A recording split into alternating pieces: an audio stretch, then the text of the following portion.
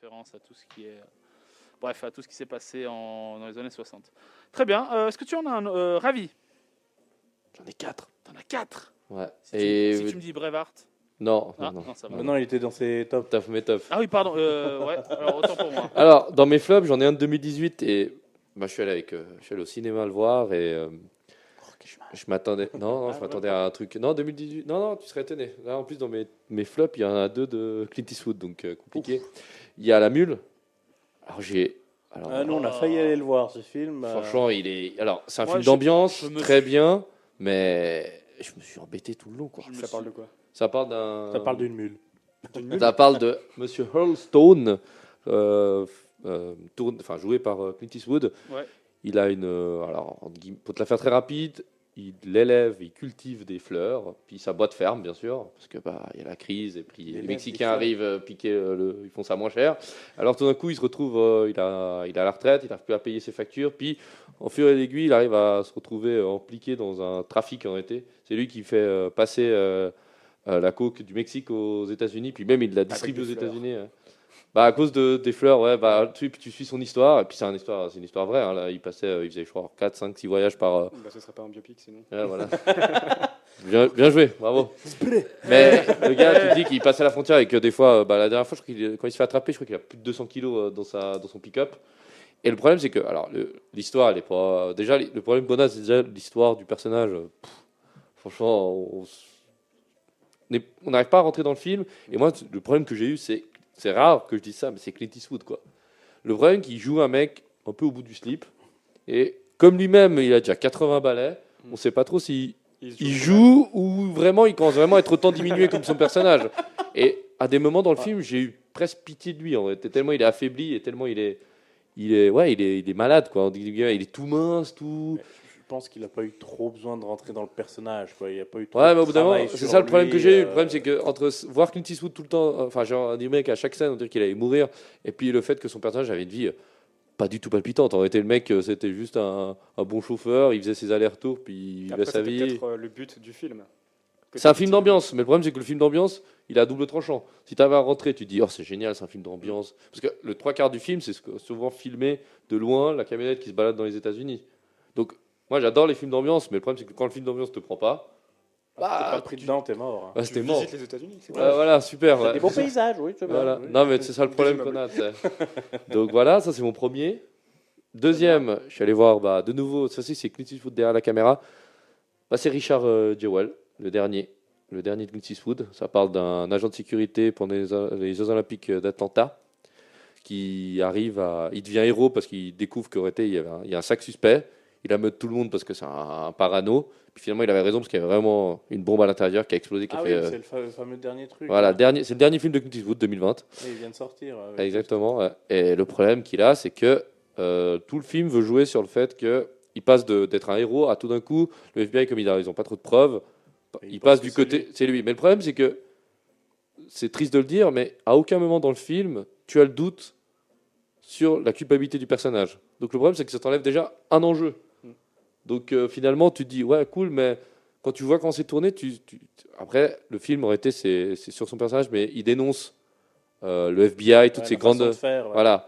Que Comment il crée des preuves et des trucs comme ça. Exactement. Parce que j'ai vu un extrait où ils disent, vous pouvez dire, il y a une bombe dans ce sac. Voilà. Puis ils disent de le dire plusieurs fois. Puis je pense après j'ai pas vu. Ouais, après c'est juste qu'ils essayent enfin, ils font des perquis et compagnie pour essayer vraiment de l'accuser lui, pour trouver un coupable. Et le truc c'est que c'est pour dénoncer en réalité le pouvoir qu'ont pris toutes ces organisations. Le FBI, c'est un État dans l'État. Et à chaque fois que les attentats d'Atlanta, ça a renforcé le FBI, et puis il y a beaucoup je crois que c'est les républicains, j'ai pas de bêtises, ils se sont rendus compte qu'après 2001, ils ont pris encore plus de pouvoir. Donc c'est-à-dire que pour quasiment rien, pour tout et à rien, ils peuvent créer une énorme affaire. Puis tu suis un pauvre gars simple d'esprit, on va dire, le pauvre, il est pas méchant, mais non plus pas très intellectuel, il est Atlanta, mais c'est vraiment le pire bouseux qui avec ses armes et tout. Un Américain moyen. Voilà, exactement. Et le truc, c'est que tu vois qu'il lui pourrisse sa vie tout le long. Mais après, c'est intéressant, oui et non. Parce que il pourrisse sa vie, ok. Finalement, il arrive à avoir gain de cause. Mais le problème que tu as avec ce personnage, c'est qu'à aucun moment tu ne joues sur la culpabilité. Donc tu te fais un peu chier. Tu te dis, ouais, mais on sait qu'il va finalement être acquitté. Donc pourquoi ? Et puis le jeu Ouais, des faut personnages pas n'est pas tourner exceptionnel. comme ça. Ouais. Et Donc en voilà. gros, tu veux pas que ce soit, enfin, tu veux qu'un biopic, ce soit plus un film qu'un documentaire. Bah, le truc, c'est que si tu vends vraiment la bande-annonce en disant il passe de héros à traître, Mm. bah, il faut que tu t'argumentes un petit C'est peu en ces disant enjeux qui te- voilà, c'est Ok, l'enjeu ouais. du personnage. Il faut que le personnage ait une part obscure qui fait que à un moment du film, tu dis ah, mais Ah, finalement, peut-être que c'est peut-être c'est lui, tu vois. Mais le problème, c'est que dès le début, à aucun moment, bah, On t'as dit, t'as ouais, cette C'est fibre. que Ça tu arrive. connais la fin, comme Ah, tu voilà. dit, la fin est spoilée. Quoi. Voilà, le problème, c'est Comme que le Christ. exactement. Donc voilà. Après, j'en ai. Alors, le troisième, il est dans mes flops, il s'est retrouvé dans mes tops. Et puis finalement, quand j'ai pris du recul, il s'est retrouvé dans mes flops parce que c'est Le Traître. C'est de Marco Bellocchino, excusez-moi. Il est sorti le 30 octobre 2019. Ça retrace la vie de Tommaso Buscetta, excusez-moi pour la prononciation en italien. C'est le tout premier mafiosi qui a dénoncé la Cosa Nostra. C'est la première balance. Et tu suis son histoire. 6ix9ine. Pardon. 6ix9ine Mais pas 6ix9ine, là. La Poucave. Non, ça vous dit rien? Non. Le rappeur qui a balancé. Ah oui, tout le oui, gang. oui, bien sûr. Bah oui, 6ix9ine. c'est ça. Ouais, il a balancé les autres. Voilà. Mais lui, il aurait été. Bah, alors, c'est hyper intéressant parce que tu retrouves le juge Falcone et qui plus tard va mourir. Alors, le film, l'idée est exceptionnelle. Mais après, le problème, c'est que de nouveau, il y a un problème de rythme tout le long. Et ouais, le problème, c'est qu'il devient quasiment un documentaire, quoi. C'est plus un film. Pour moi, tu catégorises plus ça comme un film. Tellement ils ont voulu être proches. Alors, je vais juste vous interrompre parce que c'est l'heure du top horaire. Enfin, bientôt, ce sera l'heure du top horaire. Veuillez patienter, s'il vous plaît. Le top horaire arrive dans 30 petites secondes. Voilà, merci. Vous êtes branchés sur Radio Tonique. Et il est pile 21h.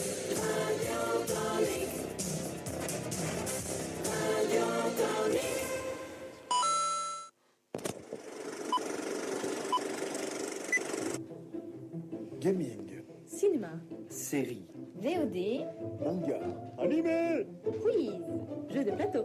blind test. Les geeks du samedi soir de 20h à 22h avec Luciano, Ravi et Léandre sur Radio Tonique. Moi, je dis que notre jingle est magnifique. Ah, c'est Ouais. vrai, il est propre. Il est propre. Est propre, hein, t'as Et vu. qu'on avait que des voix et de que des gens voix. célèbres. Voilà, exactement. De Il y gens a- célèbres. il y a nos meilleurs amis, il y a la femme à Ravi. Il y a non, franchement. Mais il n'y a pas vous.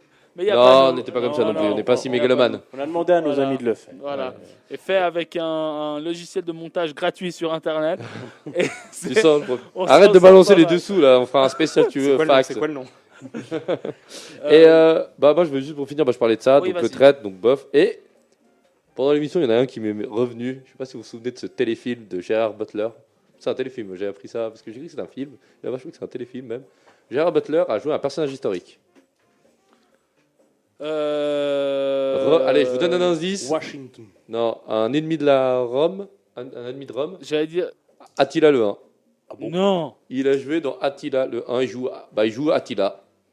Gérard Butler, et c'est un téléfilm des années 90 et quelques. Alors, j'avais gardé un super souvenir de ce film. C'était top. Tu l'as revu. Mais. Je l'ai revu et oh Mon Dieu. parce que en fait moi j'ai cru que c'était un film et je crois que c'est passé téléfilm. All the nanor. Et non, c'est pas alors faut bien être clair, c'est pas un nanar, c'est juste que c'est un mauvais film. Mais voilà. Mais oui, Attila le 1 si vous avez la possibilité de le voir, franchement vous apprenez quand même pas le truc sur Attila quand même. Historiquement, il est beaucoup trop gentil.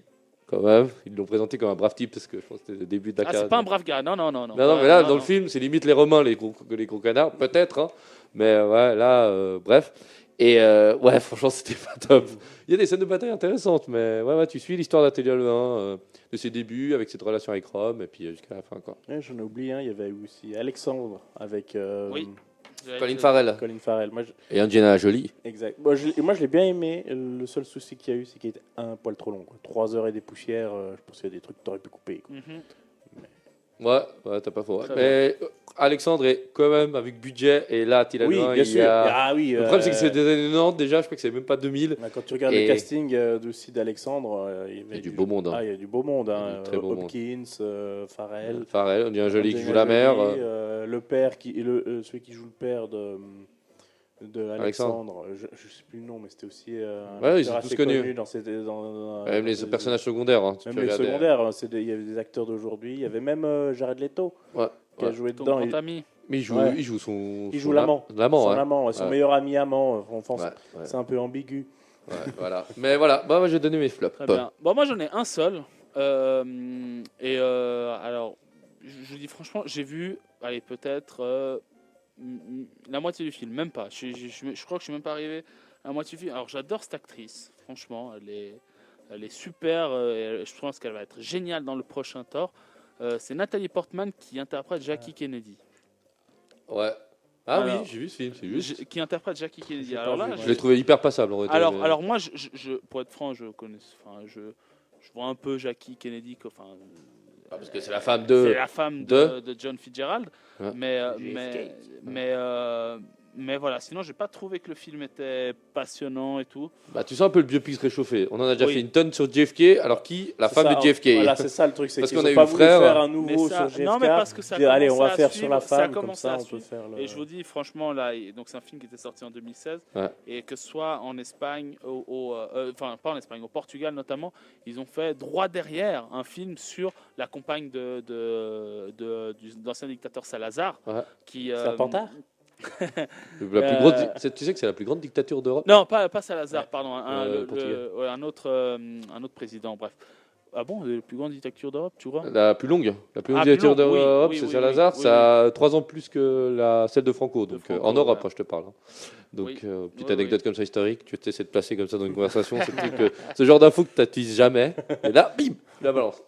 Tu parles rarement des dictateurs, je pense. Oui. Voilà, on n'a pas Viens arrêté de manger parler chez d'Adolf- moi, tu verras. Non, on n'a pas arrêté de parler d'Adolf Hitler quand C'est Lévi vrai, c'est parlait. vrai. Donc Mais parce que Hitler, c'est récent. Très, très Ouais, récent. c'est... Salazar, Proche c'est de nous. après. Non, mais proche de nous. Ah ouais. Ouais.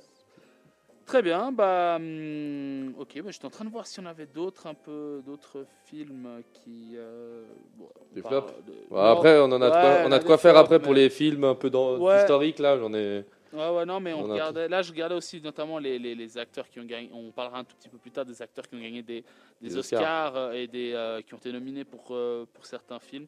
Et je regardais s'il y en avait 2-3 qui finalement n'étaient pas si bien que ça. Mais non, finalement, on les retrouve un peu tous. Hein.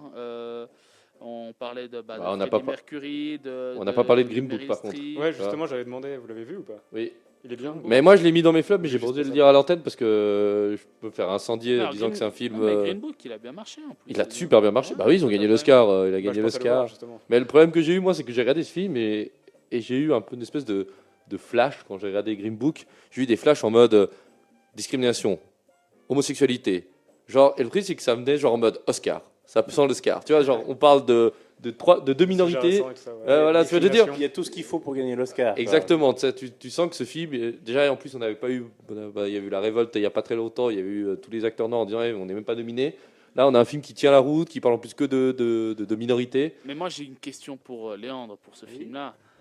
Quel est le nom de l'acteur qui joue dans Green Book? À part Viggo Mortensen, l'autre. Ah, l'autre il joue dans, je sais c'est pas lui qui joue dans Daredevil aussi. Oui, c'est lui. Enfin, plutôt dans son Daredevil. pote. Non, c'est Green Book, le Green Book là sur le Oui, film oui. où ils sont les deux dans la voiture et tout. Ouais, le Black. Ouais. Allez, les Maher Shalali. Voilà, Maher celui-là. Shalali. Maher Shalalali. Le nouveau Blade. Voilà. Voilà, exact. Shalalali. Ali. Très bien. Pas gentil de m'envoyer On sur l'appellera, les noms. on l'appellera Ali pour On les l'appellera intimes Ali. parce que sérieux avec un nom pareil. Ouais, il y avait il y avait Ali Cage. avec Will Smith. Luke Cage, t'as raison, Alors c'est Luke Cage, moi, pas Daredevil. moi, je l'ai pas dit parce que pour moi c'est comme Green Book que disait Ali. J'ai quoi vu, Ali. le film Ali avec. Avec Will Smith. Oui, bien sûr. Avec Will Smith. Will Moi je l'ai Smith. bien aimé. Moi, j'ai eu de la peine par Ouais. rapport à la transformation de Will Smith. Ah, Il y a eu- il ressemble pas. Je trouve pas qu'ils ont essayé de le faire ressembler, mais il Voilà, ressemble pas c'est du ça tout. le problème, c'est qu'ils ressemblent pas du tout et Tu l'as vu, toi, ils ont Yves, là foutu des prothèses, Ah, des putain, c'est machins, pas des beau. trucs pour essayer de le faire ressembler, mais Puis même le physique, je le trouve pas ouais, exceptionnel. tu t'arrêtes là-dessus et tu suis plus le film. bloques. Quoi. Tu te dis, c'est une poupée, le mec. Donc, Non, j'ai pas trouvé. Le film est bien. Moi, j'ai Le passé un film bon est moment. bien, Après, oui, le problème, il est c'est bien, que mais tu au début, c'est vrai que quand tu essaies de le faire rentrer dans le personnage d'Ali, il y a certains, ils se ressemblent pas du tout, mais ils ont une gestuelle, ils arrivent à avoir une aura qui fait que quand tu le vois le personnage, même s'ils sont pas, on n'est pas dans le niveau, comme on va parler un peu plus tard, de Gary Oldman, qui nous fait Gary Oldman, lui, c'est un genre un caméléon, caméléon, ce ce mec. Mais le problème, c'est que c'est ça le problème, c'est que quand tu as Will Smith Will Smith, bah, déjà, il pèse. Et puis, le problème, c'est que tu vois Will Smith. Et tu vois, Qui tu se vois Will déguise. Smith, voilà, c'est ça. Il Will Smith carrément. déguisé en Ali. Quoi. De le voir d'une manière et tout ça, et le voir tout à coup différent. Ouais, le pense truc, que c'est ça qu'ils peut ont choquer. essayé, ils lui ont mis sa coupe de cheveux. Ok. Ils lui ont mis sa coupe de cheveux, ils lui ont essayé de faire du sport, mais je le trouve pas non plus si balèze que ça. Non, Et ils ont essayé de le faire boxer comme lui. Et le problème, c'est que. Après, il faut se dire que le film était sorti en 2001, donc oui, peut-être il n'y avait qu'il pas y les avait mêmes, moins- les mêmes Voilà, technologies qu'actuelles. peut-être pas les mais- mêmes technologies, peut-être pas les mêmes entraînements, peut-être que les durées de film étaient plus courtes, peut-être qu'il aurait dû peut-être travailler un peu plus longtemps. Bref, Ouais, on sait pas. Mais On c'est vrai sait que pas ce film, c'est vrai qu'il fait un peu. Ouais, Will Smith, mais il est c'est pas. dommage. bloque sur Will Smith malgré que le film est beau. Quoi. ouais, voilà. Exactement. Messieurs, alors on va faire un petit débat. Enfin, j'ai une petite une question. Est-ce que selon vous, donc pour parler des biopics en général, et on va commencer par Yvelin, est-ce que selon toi, Yvelin, l'exactitude des événements est obligatoire pour qu'un biopic soit réussi? Alors je pense pas, parce que comme l'a dit Ravière avant, il faut quand même que ça reste un film. Il faut qu'on ait l'envie de le voir plus plus qu'un simple documentaire. Mhm. Donc je pense que au niveau de la réalisation, on est un peu obligé de forcer des événements, d'exagérer des trucs. Et Ou de... relancer les trucs. C'est quoi. ça, T'es obligé, exactement. T'es obligé. Parce que autrement, pourquoi on irait voir un film? Enfin, pourquoi on irait voir ce film? Dans ce Ça cas-là, on deviendra pourrait- documentaire, quoi. C'est ça, voilà, on pourrait C'est faire... pas faux. Ouais, non, c'est juste. T'as pas une interview, mais... distinguer, Tu zappes sur histoire et puis tu l'as ton film. distinguer, après. distinguer le film du documentaire. Non, c'est une bonne. Bah, tu vois, c'est une Netflix, ils font ça et Rété, ils mélangent les deux. Ouais, Ils font une série avec documentaire. Donc là, la dernière qui est Rome. sortie, Ottoman aussi. Ottoman ou Rome, c'est tourné comme une série, mais à côté, à chaque fois, il y a des pauses, puis il y a des historiens qui te balancent le truc. Eux, ils essaient de jouer là-dessus. Qui font comme ça, Voilà, et puis voilà. t'es un peu romancé à côté. Mhm. Alors, je vous donne tout de suite la parole à vous deux. Donc, j'ai demandé à notre cher ami Yann, que je salue, je lui ai demandé un peu son avis. Malheureusement, il n'a pas pu venir aujourd'hui. Et je lui ai demandé, alors dis-moi, est-ce que je lui ai posé exactement la même question. Et il me fait, c'est un parti pris. C'est risqué car les fans vont gueuler. Et il me fait, par exemple, Léandre et la tenue du Docteur Fataliste dans le rebook des 4 Fantastiques. Ah, mais c'est bon, on peut pas le mettre à chaque fois, celui-là. Alors après, parfois, c'est plus simple de façonner l'histoire, l'arranger à sa sauce pour passer un message, pour rendre une chose plus accessible au public. C'est très dur de suivre à la virgule près une histoire, et encore plus un biopic ou des faits réels. Alors que le but est de rendre une histoire vraie, un blockbuster hollywoodien. Faut mettre une petite touche hollywoodienne, logique. Parfois au détriment de la pure vérité. Il donne un exemple, du sang et des larmes. Les scènes de chute dans les ravins avec les rejets, c'est un peu exagéré pour rendre la situation encore plus Un insoutenable peu. et mettre en avant la force de ces soldats.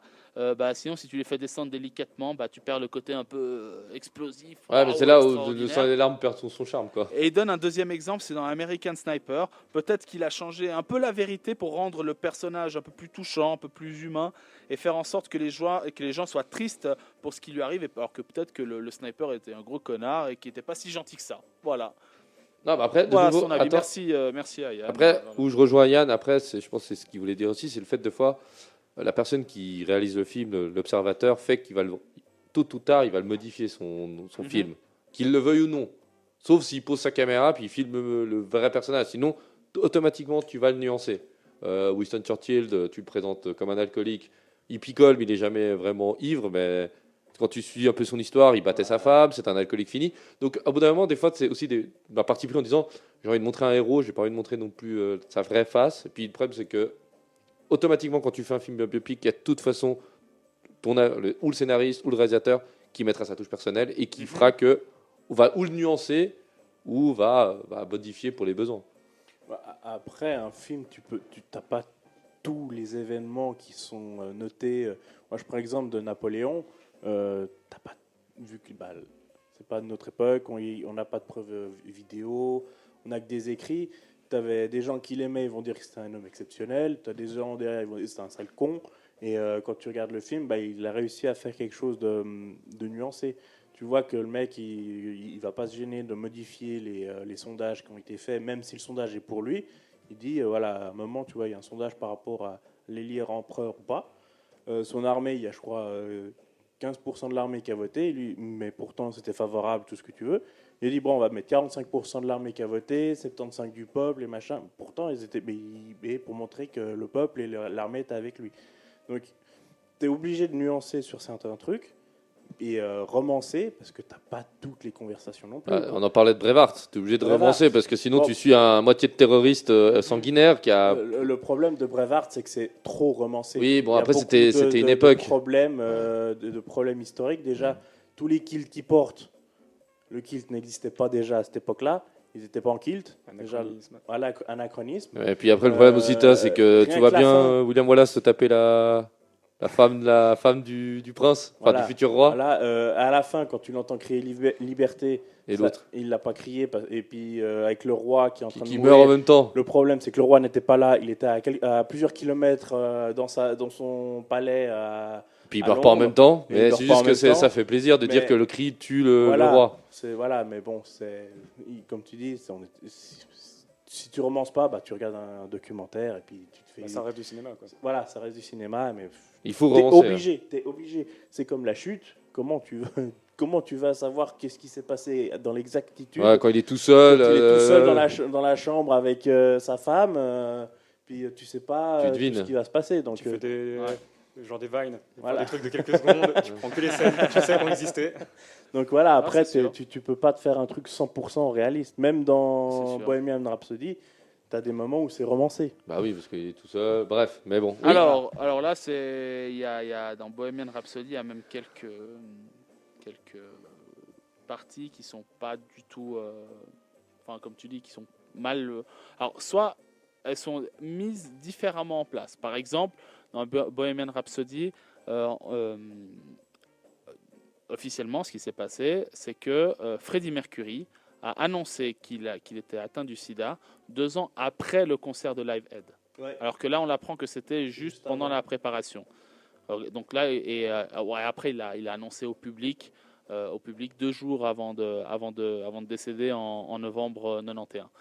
Après, il y a un autre truc. Là. Bon, il y a une sur Internet, il y a une fan qui a mis tous les. Elle a adoré le film, hein, mais elle a quand même dit. Alors, ça s'est pas exactement passé comme ça. Par exemple. Ils ont dit que dans le film que le spectacle de Live Aid a reformé le groupe Queen, alors qu'en fait non, il était déjà formé avant. C'est juste, bah voilà, ils ont raccourci. Ils ont raccourci et ils se sont dit, bah on va utiliser. Mais sinon, en soi, en règle générale, tout a été scénaristiques. Des coïncidences, des trucs. Et messieurs, il y a un truc en parlant de films et de musique et tout. D'ailleurs, je ne sais pas si Ravi a encore quelque chose à dire, mais on parlait aussi de films musicaux. C'est le dernier qui est sorti sur Elton John. Oui, Rocketman. Rocketman. Je n'ai pas vu celui-là. Moi, je l'ai vu, mais je suis pas très fan du personnage, donc ça m'a pas plus D'accord. parlé que ça. Je sais pas toi, Yvelin, tu l'as vu ou pas du tout Rocketman. Nouveau, non, mais par contre, là, j'en avais vu pas mal de trailers. Je trouve que les biopics, de manière générale, je les trouve pas trop mis en avant avec de la pub et tout. C'est pour ça que je vais pas souvent en voir.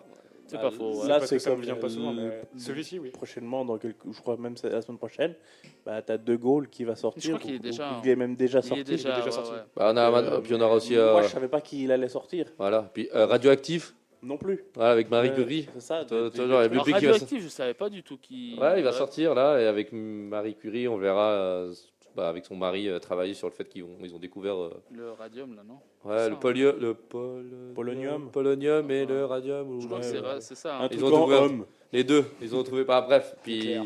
et il y aura aussi un biopic avec Tom Hanks. Oui, sur Elvis Presley. Ah non, alors moi Tom Hanks c'était surtout qu'il est capitaine de l'US Grand Hood. Alors moi j'avais lu, vu qu'il il est en Australie avec sa femme pour tourner des scènes de biopic de Elvis. Ok, bah là il y aura un biopic sur. C'est pour ça qu'il a chopé le coronavirus. Oh, il a survécu à tellement de choses. Oui, ouais, il a survécu à une fusée, il a survécu à une île déserte. Il a survécu à Sully. Il a survécu. Ah non, il est mort dans la Première Guerre mondiale, à la Deuxième Guerre mondiale. lui. Ouais. Sauver le soldat Ryan, il est mort. Oui. Très bien, ma mission. On va se faire une petite pause. Et je vous ai parlé juste tout à l'heure de Taron Egerton qui a joué le rôle d'Elton John dans le film The Rocketman. Et je vais vous laisser donc avec la musique I'm Still Standing. Et à tout de suite, on va parler. On aura un deuxième débat et on conclura l'émission avec Yvelin et sa chaîne YouTube. À tout de suite.